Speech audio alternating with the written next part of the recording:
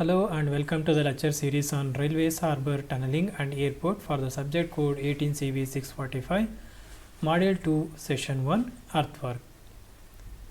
Moving on to the module 2. So in the previous module we have learned railway planning and what are the components and what is the importance and how the surveys are going to be done. So in this module we are going to learn about the construction and maintenance part. Moving on to the syllabus, first we are going to start with the earthwork, so that is with respect to the subgrade. Next is the stabilization of a track on the poor soil has been concerned. Next is the calculation of a material or a quantity calculation which is required for track laying. So next is the construction and maintenance of a track. First one is a modern method of construction and maintenance procedure.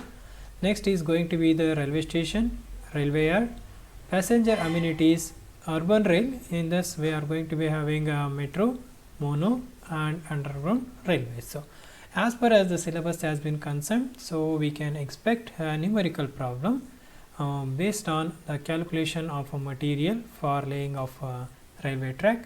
So rest of the thing is going to be the theory. So in this session we are going to start with earthwork. Some fundamental definitions, we are regularly using it in this module. Next we are going to cover the Indian Railways specified guidelines for the earthwork. Next, the points to be kept in mind for the earthwork. Lastly, the references. Moving on to the earthwork and a definition. So first one is going to be the subgrade. Subgrade is a naturally occurring soil which is prepared to receive the ballast, sleeper and rail for the construction of a railway track. So whenever we are going to say this prepared natural surface is going to receive all the other components of the railway track, so that is also going to be called as the formation. So as we know that sometimes we may going to be called as a subgrade or formation. Formation could be in the embankment or level or in cutting, depends upon the terrain or ground conditions. So that is what we are going to be called as the naturally occurring soil on the earth surface is called the subgrade or formation. Moving on to the next definition, that is embankment. Embankment, it is a raised bank of the earth or other material which is constructed above the natural ground. It is constructed when railways have to be carried in low ground or the value. So in such a condition, whenever we are to meet the gradient, so embankment construction or rising of the earth from the existing ground to match up the level according to the design. So that raised portion is going to be called as an embankment. Suppose next term we are going to be using is a cutting. Whenever the raised ground or the hill is need to be cut or excavated for providing the railway line according to the required level below the ground level is going to be called as an cutting. Say for example, just I will going to draw some diagram. So whatever the thing, if you are going to be raised above the earth surface, say for example if it is a ground, then this is a raised portion above the ground to meet up the gradient. So that is going to be called as an embankment. So suppose if we are going to be cutting the slope in such a way that the existing gradient or the earth is so cut that this is going to be met the ground level according to the gradient which is been required. So then that is going to be called as an cutting. Next is a level. So it is a prepared surface which receives the ballast without rise or lowering of a level. Say for example, if our earth surface is exactly on the level, so there should not be a rise or we can't be cut. So that is going to be exactly on the straight line according to our requirement. That is going to be called as an level surface. So or sometimes we are going to be called as an even surface. So that is called as a level ground. Next term is the formation. The prepared surface which is ready to receive the ballast is called as an formation. So as I told you in the previous subgrade also, so the same thing, whenever the surface or the natural earth which is prepared to receive the ballast and all the component of a railway track, that is called formation. The stability of the track depends upon the quality of the formation under which conditions we are been using it. Next is going to be the width of formation. So width of formation is nothing but is the width of the prepared surface to receive the ballast. So it depends upon the two criteria. One is how many number of tracks it is to be laid side by side. Next is the type of gauge we are been using it. Say for example, if it is going to be the first track, say for example if it is a first line of a railway, say that is a BG track line 1, and this is going to be the BG track of line 2.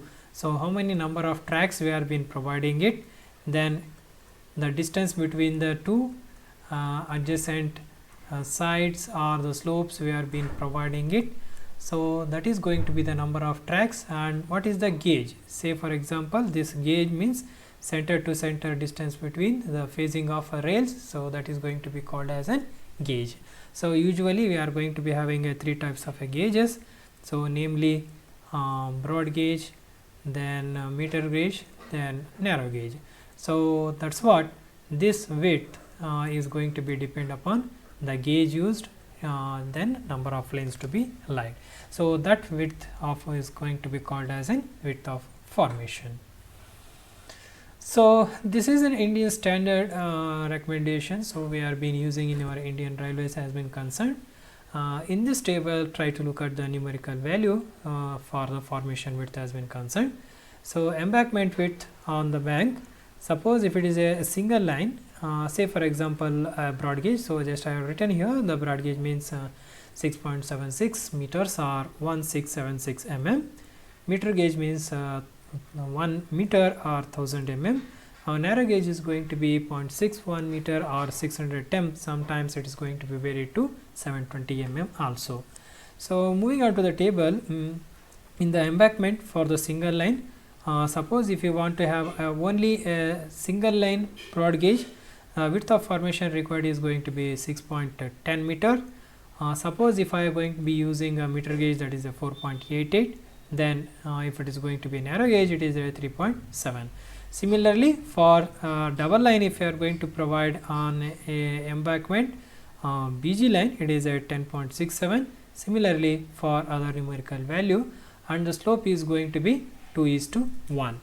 Similarly, if you are going to be having a formation in a cutting, that is excluding the side drain, for a single line on a BG track, it is going to be 5.49, and similarly for other numerical value. In case of a double line, we are going to be having in the cutting 10.06 meters for a broad gauge, and rest of the things are tabulated as shown. Similarly, so whenever we are going to be having a cutting, the slope is going to be 1.5:1. That is the slope we are being providing in the formation. Next, this table shows minimum distance between the center to center of a track. Say for example, this is going to be the first track, and if it is going to be the second track, so according to this recommended dimension, so what could be the center to center distance between these two tracks? So whenever we are going to be constructing this type of number of a track, in the first case, if it is going to be outside the station yard, in the case of a broad gauge, we can provide 4.27, meter gauge 3.66, and narrow gauge 3.51. Suppose it is going to be inside the station yard, we can increase a bit. In case of a broad gauge, it is going to be 4.73. Similarly, in case of meter gauge for a passenger track, it is a 4.42, whereas in case of a good track, it is going to be around 4.27. Similarly, for passenger, it is going to be 3.81 in narrow gauge and 4.27 in case of narrow gauge. So suppose in tunnel over the bridge, if you are going to be providing it, so for a broad gauge it is going to be 4.73, and in case of meter gauge it is 3.96. Moving on to the functions of the subgrade materials now. So what is the functions usually the subgrade is going to want to take? So as we know that it is going to be the bottommost layer of the construction of the railway track. So it means that whatever the load it is going to be coming through the ballast or the sleeper, it needs to transmit. It means whatever the subgrade we are been talking about, so the whatever the load it is been transmitted through the ballast or any other component is going to be get transmitted. So subgrade is going to prevent the ballast from puncturing into it. So subgrade, if the ballast is started puncturing it, so there is no elastic media, so that's what subgrade is going to be prevent the ballast puncturing into the subgrade. So next is going to, it needs to facilitate the drainage, because as soon as the water is going to be allowed, so it has to be quickly drained off. If there is no proper drainage with respect to the subgrade, obviously we can have a sinking or there is a variations in respect to the levels has been concerned due to moisture variation. Next function of the subgrade is going to be, it is going to be providing a smooth, regular and graded surface, as it is going to be having a harder surface on the bed upon which it is going to be smooth and regular surface is going to be given. That is also one function of the subgrade. Next is it should not change its volume due to variation in the moisture. So as I said, if we are going to be having a subgrade here, and if I am going to be having a track over it, suppose due to the variation of a moisture is going to be taken place, so this variation of a moisture is going to have some amount of a settlement. It means the track which is laid over on the surface is going to be started irregular shape. That's what, whatever the subgrade material we are going to be using, it should have no change or little bit variations with respect to the moisture. That is the thing with respect to functions of subgrade material has been concerned. So the Indian Railway has specified some guidelines with respect to the earthwork has been concerned. Suppose if you are going to be using the mechanical compaction method, so first point they will talk about the earthwork. Earthwork should not be done in layer not exceeding the thickness of 300 mm to 650 mm. It means one lift thickness of a loose state material when you are going to be using a static or a vibratory, the lift thickness is going to be in the range of 300 mm to 650 mm for the compaction.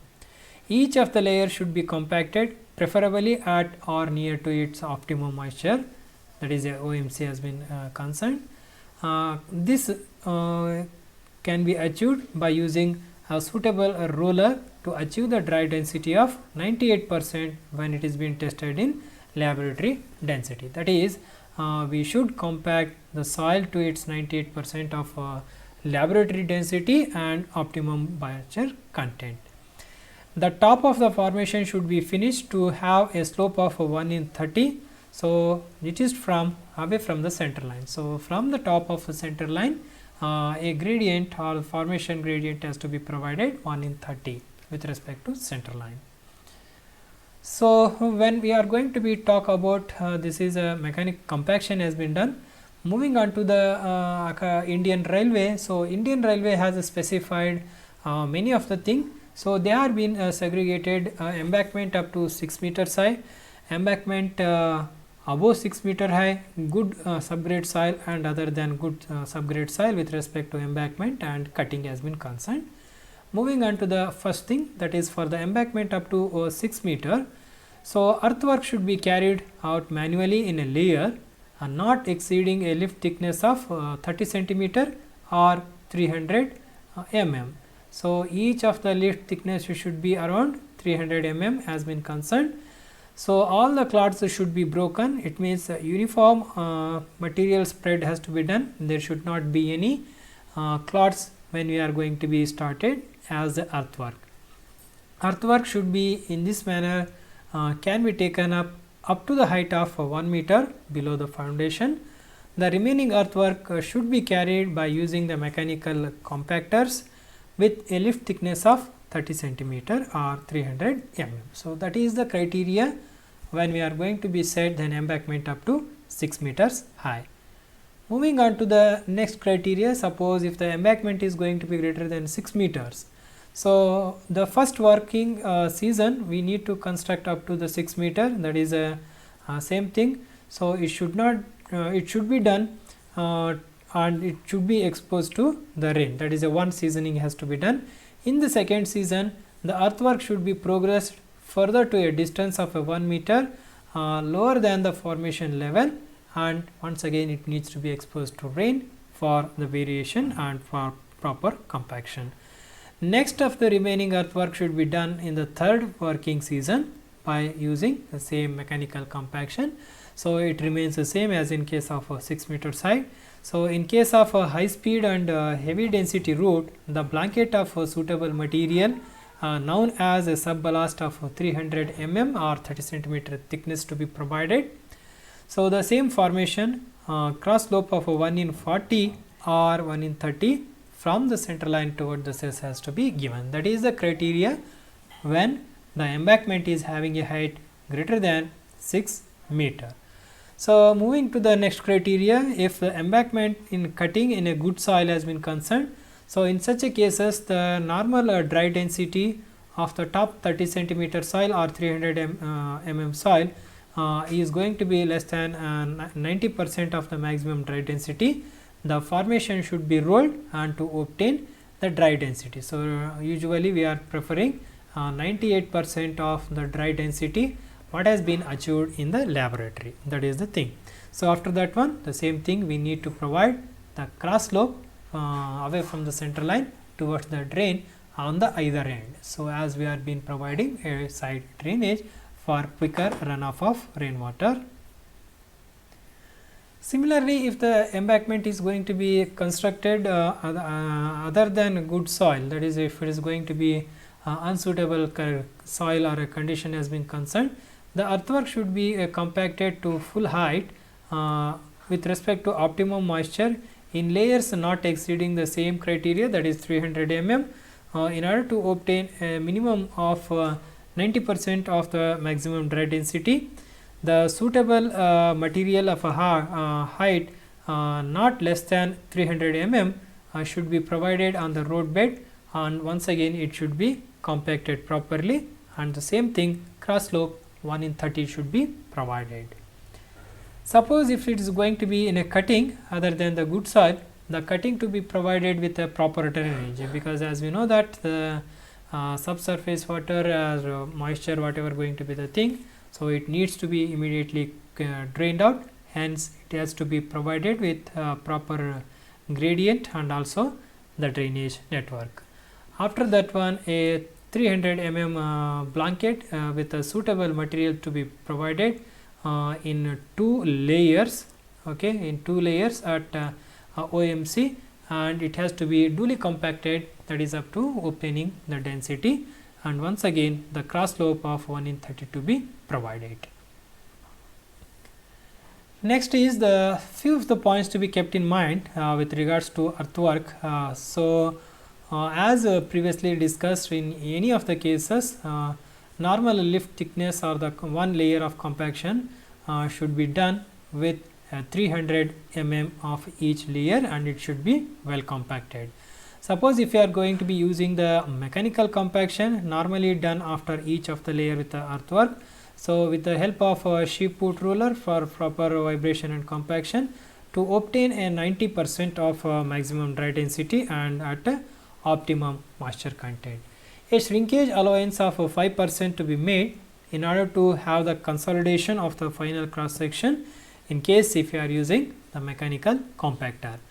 The shrinkage allowance to be increased to 10% if no mechanical compaction is going to be getting involved, and once again a 30 centimeter blanket has to be provided where the soil is not going to be having good engineering property or the quality. So, a few more points it needs to be kept in mind when we are going to be talk about the earthwork. So, in area where there are both cutting and embankments are going to be concerned, the soil from the cutting should be used for the embankment because it needs to economical lead for the construction. The economical limit of moving the earth in the longitudinal direction is once again determined by the Mossel curve, that is we can study in the estimation part. For the early execution of an earthwork, the section is normally divided into some convenient zones. So, each of the earthwork should be costing around 1.3 to 3 million approximately. So, for this, as we know that tender needs to be invited for each of the zone to have simultaneous progress over the constructions. So, this is about the session 1 has been concerned. So, in this session we have discussed few of the technical definitions like embankment, subgrade, formation, cutting, level, etc. and earthwork, then points to be kept with respect to the formation has been concerned. To prepare this session we had used the standard reference textbook along with the web references. Thank you.